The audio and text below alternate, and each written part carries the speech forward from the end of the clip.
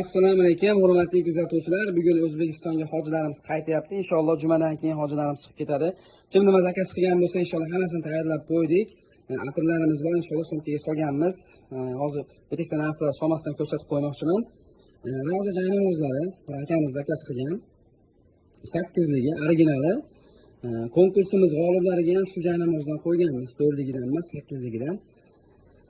Inshaalloh 3-chi, 4-chi, 5-chi o'rinlarga bittadan ravza joy namozi qo'yganmiz, bittadan Qur'on, 5 litr zamzam, keyin al-fajr soatlari edi inshaalloh. Keyin bu yerda zaytun jo'natyapmiz. Buni ham Andijondan zakaz qilishgan. Ko'rsanglar bo'ladi. Zaytunning asl vatani Turkiya bilan Suriya Arabistoni hisoblanadi. Bu Suriyada ishlab chiqarilgan, Suriyada yetishtirilgan zaytun birinchi siqma. Bu ko'p hojilar bilmaydi, bu eng original zaytun. Bu vazelin original, misol pampesdan keyin qoladigan, bolalarda qoladigan bir qizarishlar, bir toshmalarda juda oldini oladi, zo'r foyda beradi. Original vazelin edi. Bundan ham zakaz qilishgan. Bu xurmo changi, do'ngidek. Ko'rsanglar bo'ladi. Bundan ham zakaz qilishgan. Berib yuboryapmiz. Farzand ko'rmaganlar uchun juda foydali. Buni erkak ham, ayol ham ichadi. 1 kilo asalga aralashtirib shuni ichsa juda foyda bo'ladi. Yaqinda kanalga tashladim, ko'rgan bo'lsanglar, bir oilada sirazi foyda bo'ldi 15 kunda. Alloh izni bilan yaxshi niyat qilib ichiladigan bo'lsa, albatta farzand bo'ladi inshaalloh.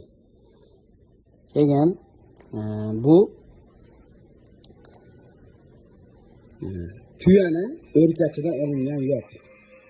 Ko'rsanglar bo'ladi. Haqiqiy tuyani sahroda yuradigan 50-55 gradus issiqda yurgan tuyani o'rkachidan olinadigan yo'q, juda ham foydali. Nimalarga foyda desa, prostata kasalliklariga, oyoq shamollashi, bel shamollashi, bel og'rig'i, oyoq og'rig'i, oyoq muzlashi, keyin gemorrojga ham foydali, keyin ayollarda onkologik kasallarga ham juda foydali. Chunki 50-55 gradus issiqda yurgan tuyani o'rkachidan olinadi.